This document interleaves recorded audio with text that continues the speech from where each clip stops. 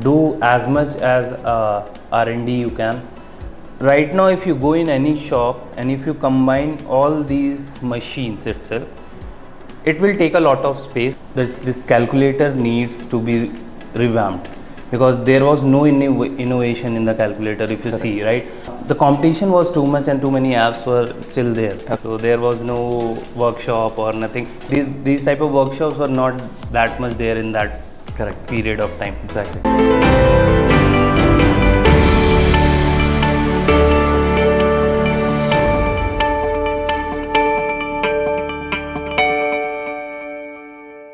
Hello viewers, welcome back to the latest episode of GIBS IRE Talks Podcast, powered by GIBS Business School, a place where innovation meets inspiration.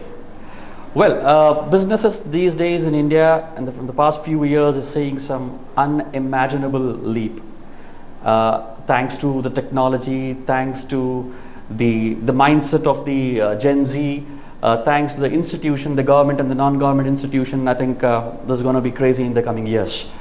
Also, the whole country is looking India as one of the business hub, and I'm sure it's going to be even more huge in the coming years with the kind of environment that India is able to bring it on in the business domain.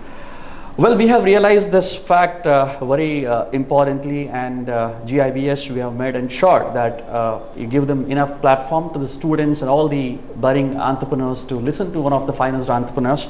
And GIBS IRE Talks Podcast is one such initiative which provides platform to listen to the journey of the finest entrepreneurs of India. And today we are back with one more session, and I'm happy to introduce and welcome Mr. Satyam Sahu, the co-founder of Tohands. On behalf of the GIBS Business School and all the viewers, I extend a very warm welcome to you, sir. Hi. Thank you, sir. Thank you for having me on the GIBS IRE Talks. It's great to be here. The pleasure is all ours. So yes, before we go ahead about the Tohands, I would be really interested to know your past. I mean, your school days, your college days, your lifestyle back then. So the school days were pretty normal. That it has been for any student. Then, but my college days were very struggling though. So initially, when I went to a college, that our college were not even having that own campus. Okay. So we used to be in some other campus, and we stayed in some other campus for 3 years. And right. in our last year, we got our campus, and it was still under infrastructure and construction was going on.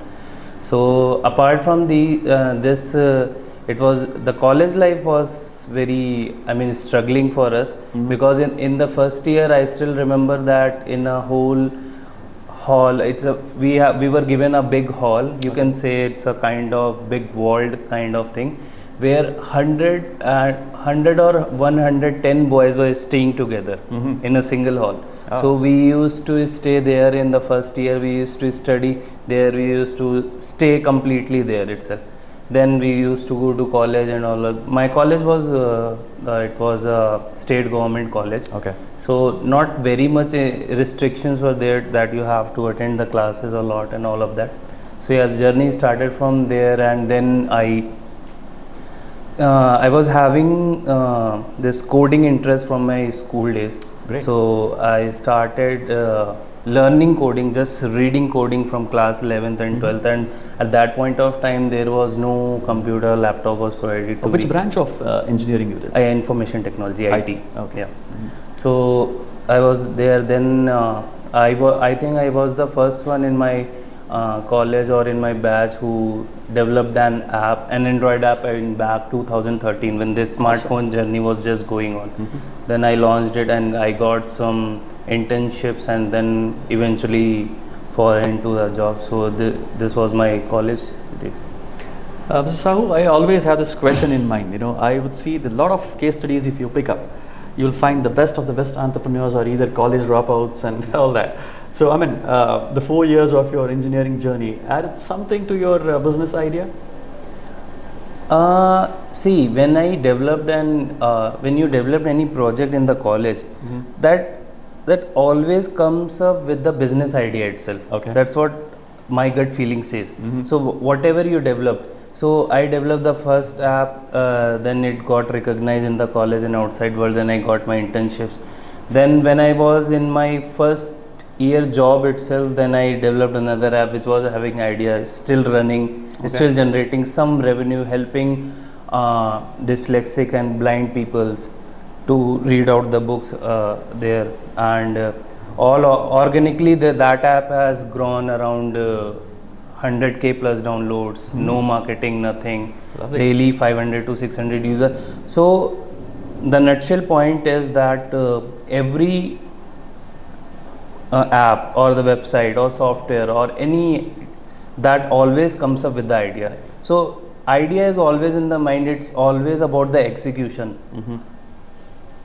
Whether you can execute it or you have the people or the funds or anything which helps you in the execution. Great. I think you also had a lot of hands-on experience in your college days.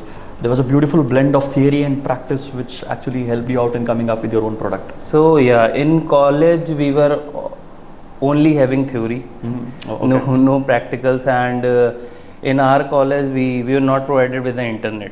So we used to do the mobile recharge and learn the coding. Which year from was there. this? In the straight 4 years, from 2012 to 2016. Although the internet was there, the LAN and all was there, but we were not provided with that. Okay. So we used to do the 2G recharge, 3G recharge, and used to learn from that. So You worked from the scratch. Yeah, exactly. I used to read the code from the mobile phone screen and then type it, see it from the mobile phone, type it on my laptop editor and run the program. So that's how I learned it. So there was no workshop or nothing. These type of workshops were not that much there in that period of time. Exactly. Yeah.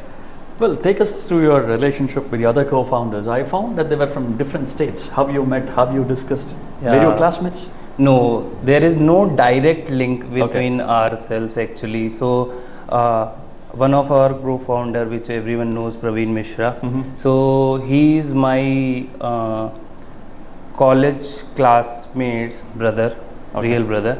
So one day she called me and she said that my younger brother is having some idea, just listen to him what he wants to say. So I was in Hyderabad at that time, he was in Mumbai. So he called me, he said, then he was very young at that time. I think he was 16 when he came to my house. I was in Kanpur, so he came, he has done all of his R&D. So at that point of time he was having the idea to build the buy seller app that we build later on also. So we started our journey from there. So we started working together around 2017 or 18. We started it. He used to study and stay in Delhi. I used to be in Kanpur. So everything was remote and we started develop. So and then we together moved into the Bangalore in 2020. And I still remember I came on 13th March 2020 in Bangalore, and 20th or 22nd was the lockdown. So we were all locked in the new area and all of this. And the other co-founder, which is Shanmugam, He's from South, if I'm right. Yeah, he is from Dindigul, Tamil Nadu. Right. So when we pivot our product after buy seller app, it was recognized by the Google and the Ministry of Electronics, and it was showcased in the newspaper also and everywhere. It was in top 100 apps in 2022, I think. Lovely.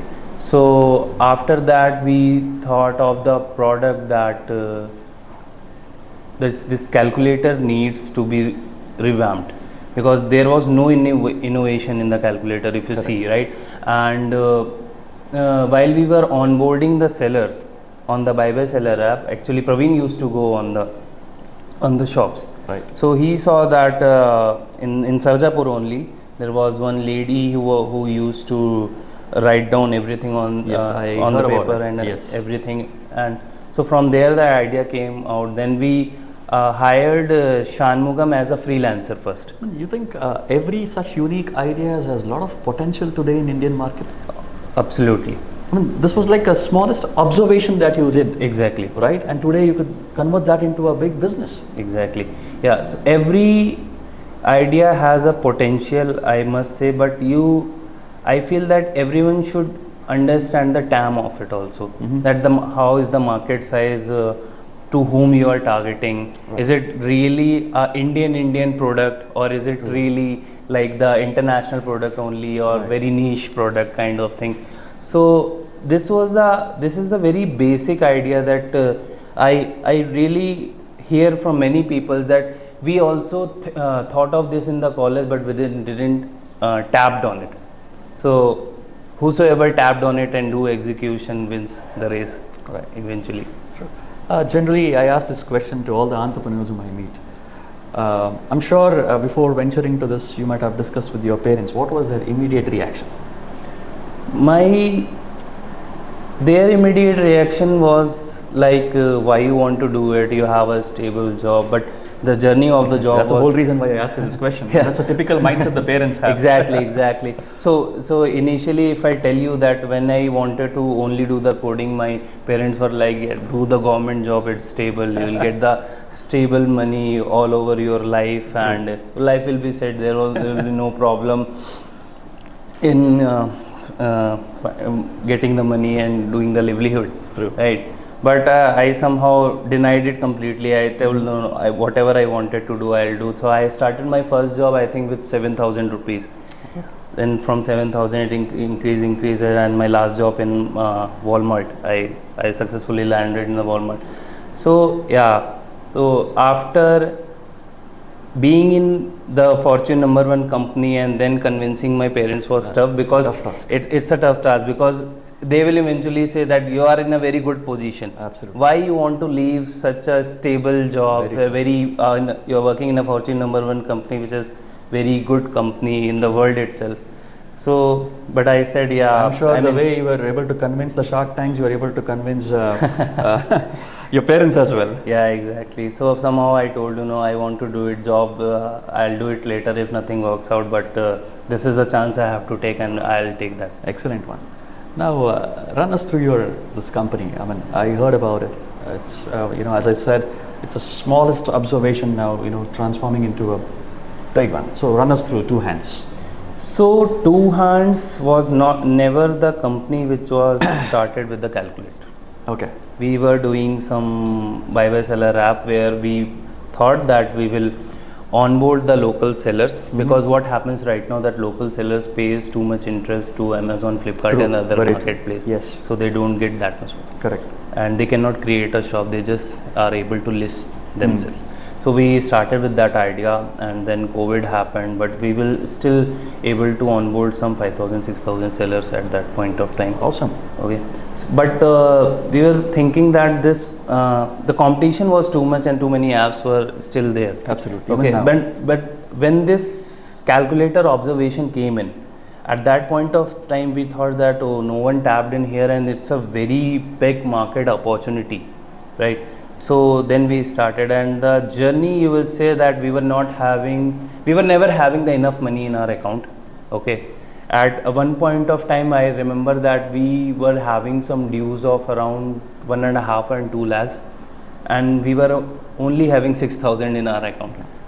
So somehow we managed with the grants from the US and all of that, and then we tapped it, and then we started with Shanmugam. He was having all this 3D printed kind of things. We started with the prototype of the calculator.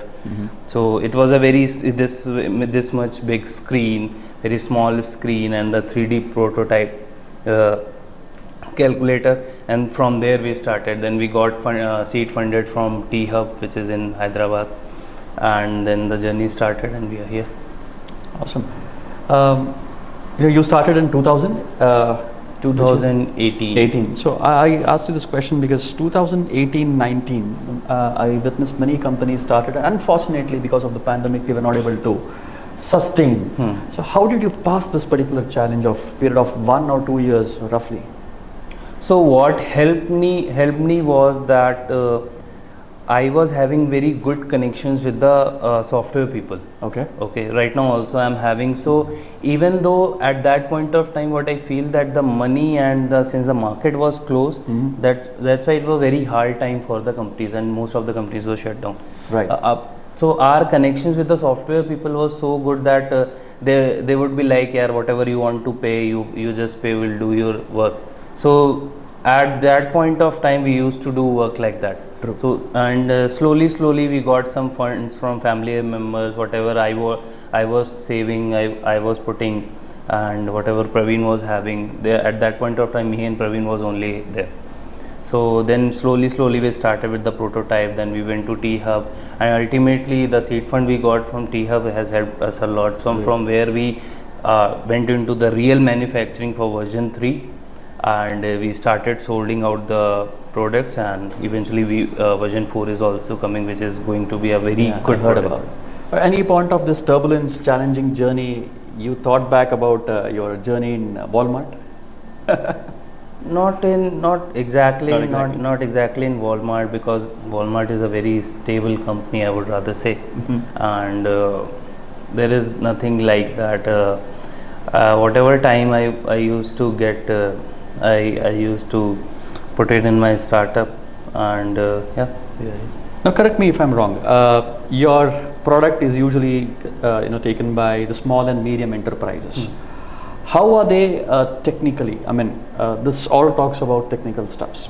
So, if you are approaching a small kirana shop or a shop where women is selling it, will she be able to understand your product? Or basically, I'm asking you on the user-friendly model of it. Yeah, so that's a very good question actually. So when we went to build a product, okay, we started visualizing that all the small and medium kirana shops, or the small enterprises, medium enterprises, Correct. if you see, they all are using the traditional calculator.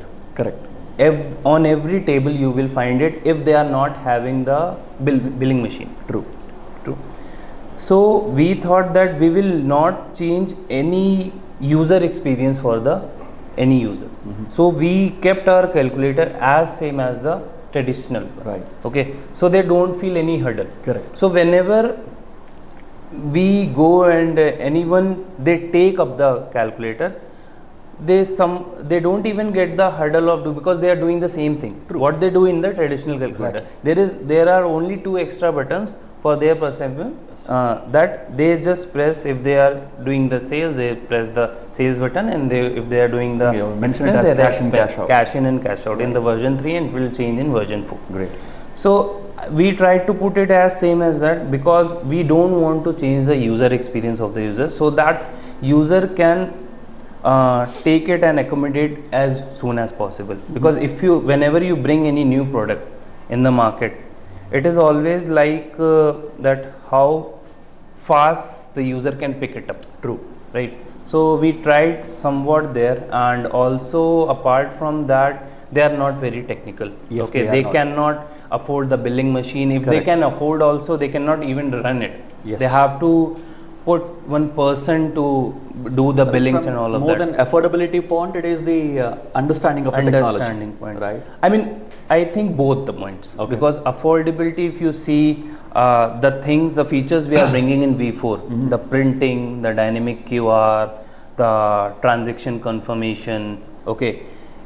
Right now, if you go in any shop and if you combine all these machines itself, it will take a lot of space, first thing. Second thing is that it's going to having a very huge amount, around 40 to 50,000. The thing which we are bringing in a single machine it will only cost 5,000 to 6,000. So we are almost reducing the cost of around 7 to 8 times. So that this is our plan, that the user experience of the user should not change.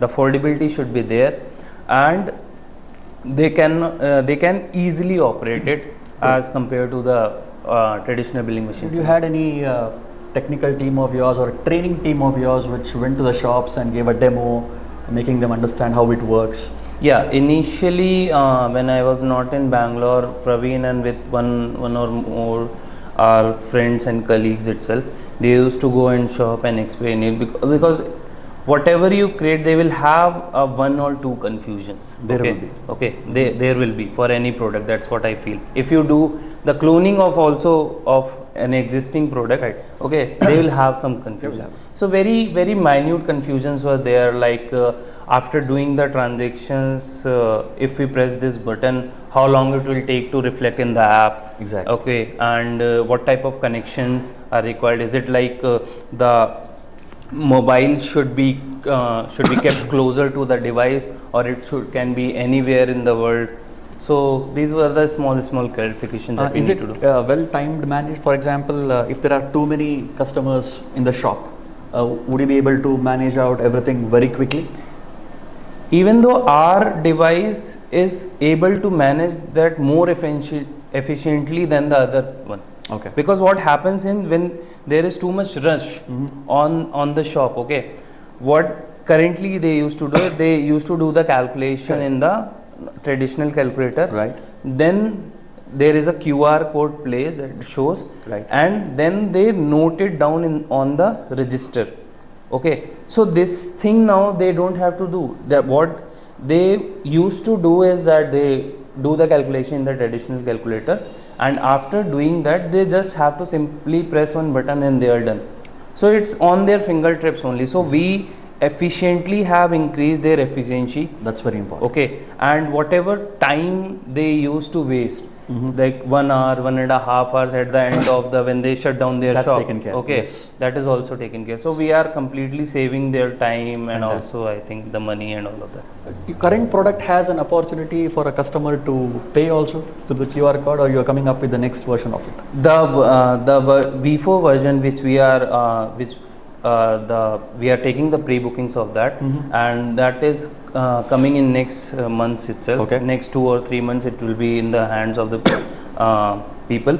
So in that we will have the QR code. In this the dynamic QR code is generated, Right. and the user will just directly scan it and pay. So we are completely trying to remove too many QR codes, billing machines, and the calculators and all of that, and also managing the space, because in some shops there is not too Hardly much have it, space. yes. Right, they can put the billing machine and everything. True. So a simple calculator consumes will lot do of that space. job. Do you have any customer service department? Because what happens if there is a technical glitch while they are operating? There is some glitch; it is not working. So Yeah, we do have our customer department, and on our website our customer support number is there. So whenever any customer is having issue, any such cases has happened in the past? when you initially served out the product, there were some glitches were there that but we were able to resolve it. And sometimes what happens is when you are building a hardware product, okay, you cannot be 100% perfect. Okay, there will be some 2 to 5% glitches in the hardware itself, that sometimes the button is not working, and that you cannot do remotely. You have to take back the device, return the device, and then it will come back, we'll open it, and again we'll send the new device. But it was very less, and we do have a customer support. Great. This is an important question from the viewer's point of view, let us assume. This market of yours is already filled with loads of competition, if I'm right. And today I think the digital payments is like cakewalk for anyone, from a largest shops till the kirana shop owners.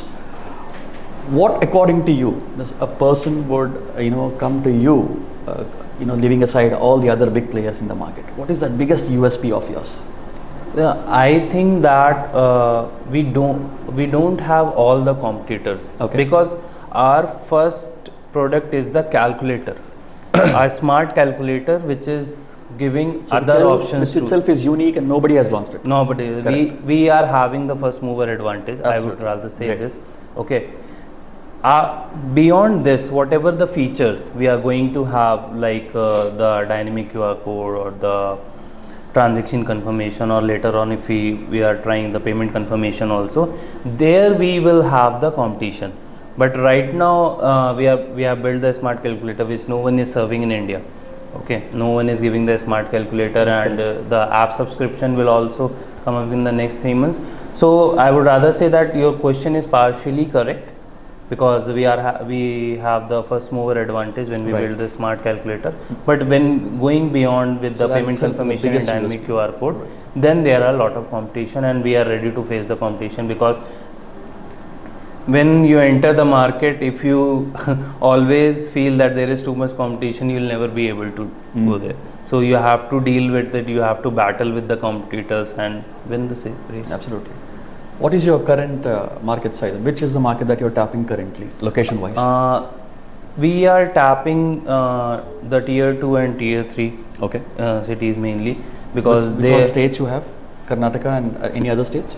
Yeah, we are serving in the whole India. I mean, in Maharashtra, we are having most of the customer in Maharashtra. Lovely. And then in Gujarat, and then in Karnataka, and then if you go to north, we are having in Uttar Pradesh and somewhat in Odisha and Kolkata, Chhattisgarh, Madhya Pradesh. You also have that advantage of your 3 co-founders from different states. So you can leverage that as well. I mean, no, me and Praveen are from the same state. He is from UP, I am from UP. The Shanmugam is from Tamil Nadu. Yeah.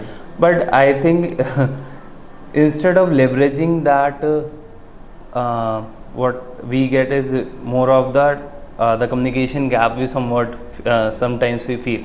But now that is not a bridge. But yeah, when you have the different state people, you get some different ideas from the different states mindset, that what people of that state think about this product. Like we come from UP, so we know our people much better than the other state. So this helps a lot. Any plans to include this product for bigger companies, bigger shops, bigger firms? Any plans on that? Because currently you are tapping the tier 2 and tier 3. So yeah, we are working in one of the things which is very confidential. I can't reveal that right now. But if that comes out, it will be like on every shop you will. Maybe I'll call you again for a separate discussion on that.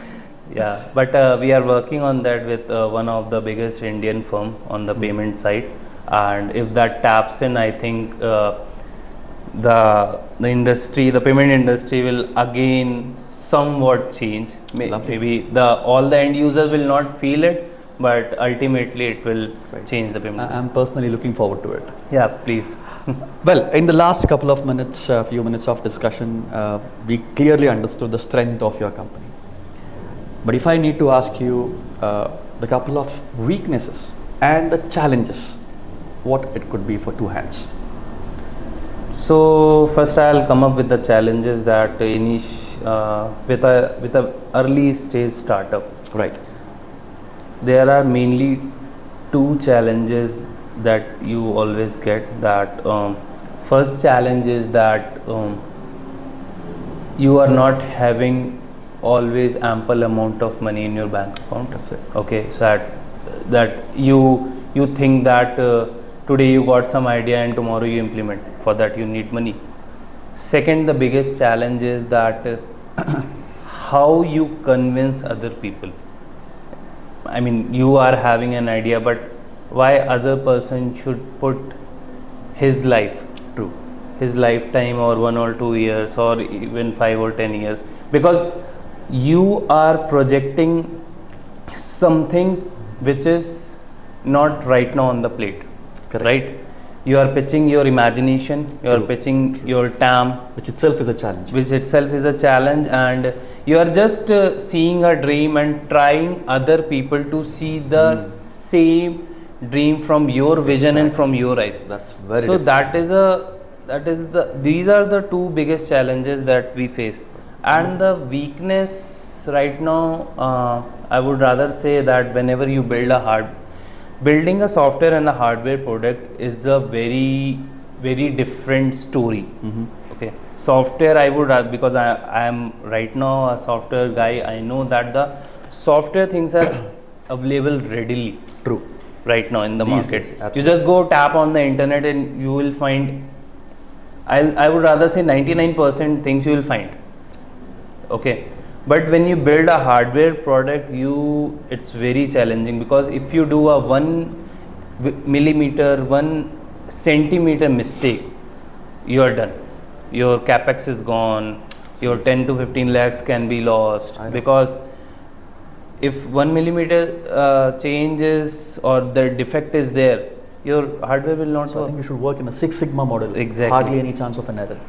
Initially that's how we learned till now, that we used to do the 3D printing and keep doing the mistakes on it and keep learning it, and ultimately when we go into the production, then we hardly have any hardware challenge.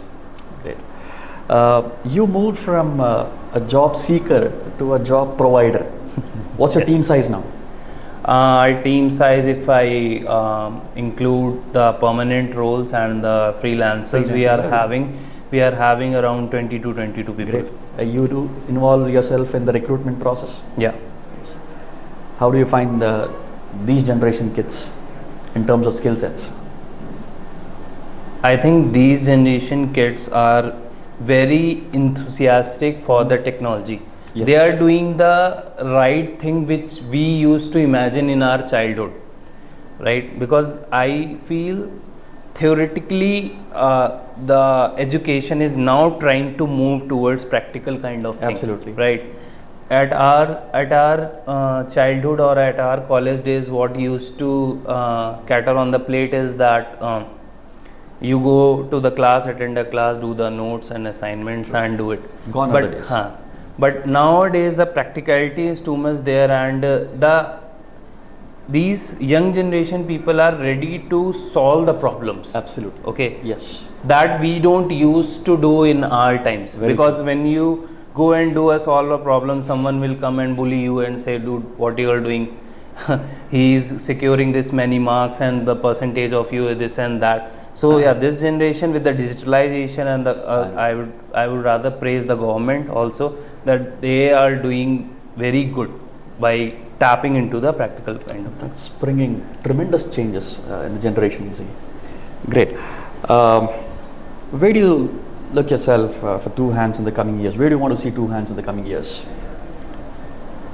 I don't have a specific answer for this. Mm-hmm. Okay, and even I have in my mind, I don't. So you're currently more focused on your the upcoming versions. The upcoming versions, how we can make the life of the people very easy. Absolutely. Okay, how can we can save the time of the people, and how can we leverage the usability of our products so that we can make our company big, everyone knows about Two Hands. And also our core focus is right now that whosoever buys our product, okay, should love the product, and they should spread the same love to the other people that will come out of word of mouth. So on a personal note, I like this very much because I think tier 2, tier 3 cities are the one who needs this technology integration. For sure. Lot many has been happening in the metros and other big cities. Sure.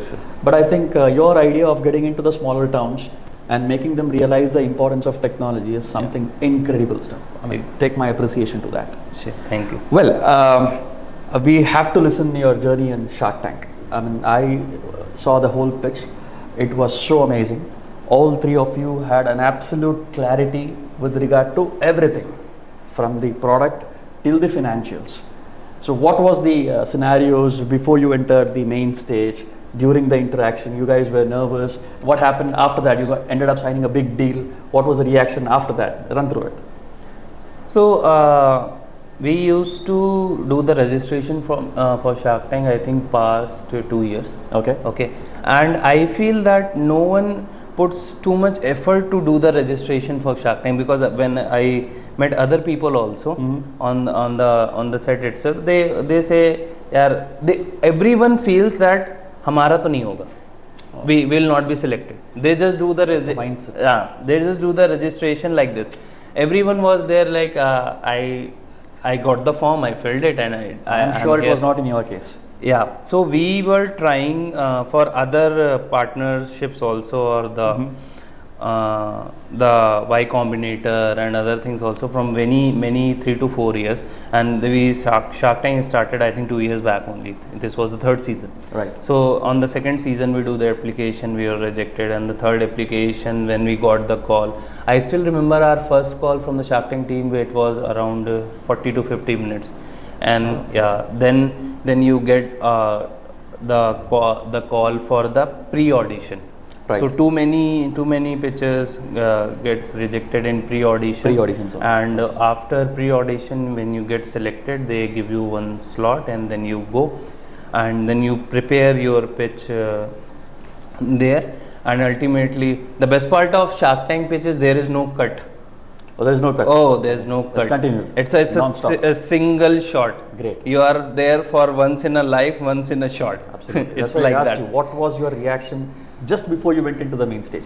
We were pretty much confident because You had a great hold on the product. yeah, because whenever we used to tell this product to anyone, everyone was having the same point of view that this product is unique. Yes, There is nothing like this we have heard in our back or I know. in the market. So we were very much confident that we would kill it. And when we entered the stage, it was very normal. I would rather say that whatever you prepare, I think 10 to 20% only works there, because it's like Very true. it's like a Q&A. I know. And it goes like this in the flow, and then we got the deal, and yeah. You should appreciate the sharks as well. They make you so relaxed and cool. Yeah, I mean they are very good. Not only the sharks there, the whole team whole of the team. Shark Tank India. All crew of They it. they keep you very relaxed, and everything is very good. They always cheer you up that nothing will happen. Just go there and deliver your pitch. And the sharks also are very polite whenever you get nervous. We didn't get nervous, but if you see other pitches also, some people get nervous because there are too many cameras, lights, and all of that. So they are very polite, and they say don't get nervous, you can restart and all of that. But I think that was not in our case. We just get into straightforward, and everything was smooth. We closed the deal. Fantastic. See, I'm a commerce background. Okay, and you, all the three founders were of the engineering background, if I'm right. No, Praveen is from the commerce background. Okay. He has dropped. The reason I asked this is I was really impressed with the numbers that you were able to convince. And who did you, approach, or was it internal discussions that the commercials, the financials were so beautifully crafted, and you were so clear when you gave the counter offer and the offer was taken. You were so very clear in that. Yeah, so before going to the Shark Tank, we were having our existing investors also, where we were about to close that round. Alright. So we were having some exact numbers that what we got from there, and we will not go below it, because it doesn't make sense, because we are working on a product. We are working from past 2 years. It's a hardware product. Everyone is liking it. We have at that point of time, just before Shark Tank, I think before 5 months of the Shark Tank, one of our reel went viral on the Instagram. Yes, I heard about it. It is having 30 million views or something Fantastic. like that, right?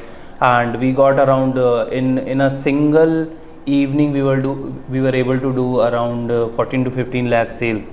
Okay, and we got the wait list of around 5,000 to 6,000 Yes, you people. So mentioned we were that. very clear Right. that this is our valuation, this is what we deserve, and our team was very strong at that point of time, because you don't get the investment not only on the product or the idea, I agree you with this.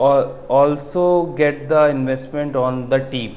So Very till much, the yes. time we were in the Shark Tank, we were having a wonderful team, and right now also we are having a wonderful team. So yeah, we were very clear about the valuation that minimum we will take this much. And you ended up getting that. Yeah, exactly. With regard to the uniqueness of the product as well, I think you had appreciation from all the sharks. Yeah. They were very happy with the prototype. They were very happy with the features that your. I think even Aman is looking for your upcoming version as well. Exactly. Well, okay. Next is you ended up striking a very great deal. What was your reaction when you came out of the hall? Whom did you call first? Whom? Or any celebrations after that? So we got our mobile phones back after 1.5 hours after the deal was done. So we as soon as we get out of the tank, we were like, guys, give our phone. We want to connect with outside world right now. Yes. So we were doing that. So first of all, I think I called my mother, and Praveen called his mother, and then I called her, and we were having a video call. And first we tried that with our closed ones. We tried, we didn't crack the deal, so we framed it in that manner. and that eventually after 2 minutes we were not able to suffice that, and then we said, yeah, we cracked the deal and we The shut it. moment, I'm very sure it is cherishable for you. Yeah, it's very, very much cherishable. Right. I mean, when you get out of the tank and you have a deal, I mean, it's like that you have achieved something. I know. Because when you going into a tank is a different thing. If you don't get a deal, you somewhat get demotivated. True. That is very true. I mean, you guys deserve for all the hard work that you have put. I feel so. Well, I made that opening statement while I started this podcast, saying that in India, the business in the last few years, businesses rather, in all the sectors, is taking its unimaginable leap. So now that you are into this domain, the entire business domain as such, where do you see this is growing in the coming years? I mean, adding on to the buzzwords like technology, artificial intelligence, metaverse, and so many things going on today. Where do you see India in the business domain in the next few years? India is going to be huge in coming days, for sure. Absolutely. Because when we were in college, there was nothing like anyone wants to invest in India, and they don't understand the technology that much. And now everyone wants to set up their office and big things in India, because I feel the Indian people, the level of creation and thinking and jugaad, mainly That's the main the buzzword jugaad, today. yeah, main perspective of the Indian people, that thing is not out of India. Whenever we build anything, because I still remember when we don't used to have money, we always tapped the jugaad and we always finish our work. Right. End up with the work, the same idea, the same thing. So yeah, India is going to be a very big, I think right now it's the number 3 or number 4 biggest economic in the world, 3 trillion. Soon they are going to cross 4 trillion, 5 trillion. Absolutely. And I think with the startups coming up and the investments coming outside from India will help the India to boost. I know. So we are very optimistic of the future. Yeah, very much. As I said, this podcast is majorly for the budding entrepreneurs. So a lot of viewers very excited watching you. So you have any tips for them to share in their entrepreneurial journey in the coming years? Yeah. So what I want to say is that everyone is having some idea to build it. Okay. Don't directly jump into building up the product. Okay. Do as much as R&D you can. Do as much as go outside into the world, see the market, see your real customers, do all the research first, and then slowly start developing your product. Don't build your product in a single shot, because in a very rare case you will find that your first version will always fit into the market in this challenging world. So first do all the R&D, check all the TAM, go into the shop and see everything, and then start building the prototypes. Then when you get the approval for your prototypes, then go for the exact product and then get it into the market. Excellent. I think here we come to an end of another stunning session on the GIBS IRE Talks podcast. As always, there were loads of takeaways. I truly enjoyed interacting with you. On behalf of all my viewers and GIBS Business School, let me extend my heartfelt thanks to you, sir. Thanks for making it. Same here. Well, keep watching this space. I'm sure there are many more such exciting events on its way for you to learn. And don't forget to like and subscribe our channels, GIBS Business School and GIBS IRE Talks Podcast. This is Guru Prasad, host for today, signing off. Thank you.